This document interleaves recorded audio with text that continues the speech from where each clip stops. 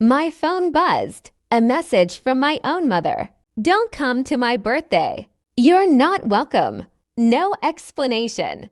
No warning. Just rejection. The crazy part, I had already shipped her an expensive, thoughtful gift, something I spent weeks saving for. So I calmly did the one thing she never saw coming. I took it back. And exactly 1 hour later, she called me sobbing. Not because she missed me, but because she finally realized what she'd lost. If you've ever felt that sting, the kind you get when the people who should love you the most treat you like you're disposable, then hit that subscribe button.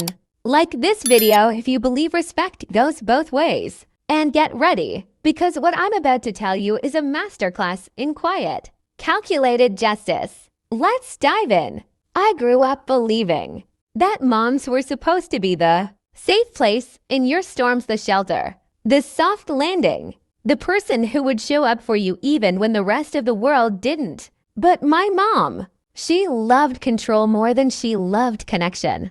And I didn't truly understand that until the week of her birthday. My family isn't close, not in a sitcom way. More like emotionally distant planets orbiting around each other, pretending we're a solar system. My siblings always lived in my mom's shadow, constantly trying to earn her approval. I used to be like that too.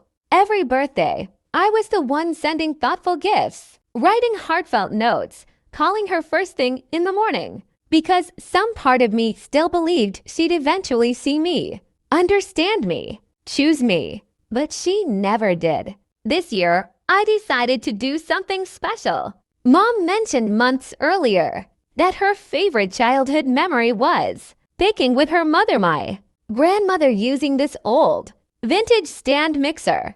It broke decades ago, but she talked about it like it was sacred. So I hunted everywhere: estate sales, antique seller groups, collectors. Weeks of searching. I finally found one. A refurbished, limited edition vintage mixer, priced at $800. It was more than I wanted to spend, but I told myself, maybe this time she appreciate it. Maybe this time she see the effort. I shipped it early so it would arrive before her birthday. And then 5 days later, she sent me the text that flipped the entire situation upside down. Her message came in cold. After thinking about it, I don't think you should come to the party. It's better if you just don't. I remember staring at the screen, my thumb frozen. My brain tried to fill in the blanks. Did I say something? Did I forget something? Did I upset her somehow? Nothing came to mind. I asked her why. Her answer: it's just not the right time for you to be here. Don't make this about you. I felt this heat rising in my chest. Not anger, at least not yet. More like a physical ache, a tightness, because once again, I was being pushed out like I didn't matter. And then it hit me. She didn't even remember the gift. I sat there, phone in hand, replaying her words. Not welcome. Don't come. Don't make this about you. I whispered to myself. You know what? Fine. I opened the tracking app. The package had been delivered literally 2 hours earlier. Perfect timing? Most people don't know this, but many carriers allow package retrieval if you file a return to sender request before the item is opened. So I did it with a smile, a calm, icy, fully complete smile, because for once, her actions had consequences. The next morning, I woke up to a notification. Package intercepted. Returning to sender. My chest felt light. Not victorious yet. Just free. Like I had finally stopped begging for a relationship that only went one way. I kept my phone on silent that day. And around 3 p.m., I saw 5 missed calls from Mom. Then voicemail. I listened. Her voice was trembling. Did you take the gift back? They said it was returned. Why would you do that? I wanted to laugh, not to be cruel, but because she genuinely had no idea why. I finally answered on her 6th call. Her voice cracked the second she heard mine. Why did you do that? That gift, It was beautiful. It meant so much to me. I let her talk, let her fill the silence with panic and confusion.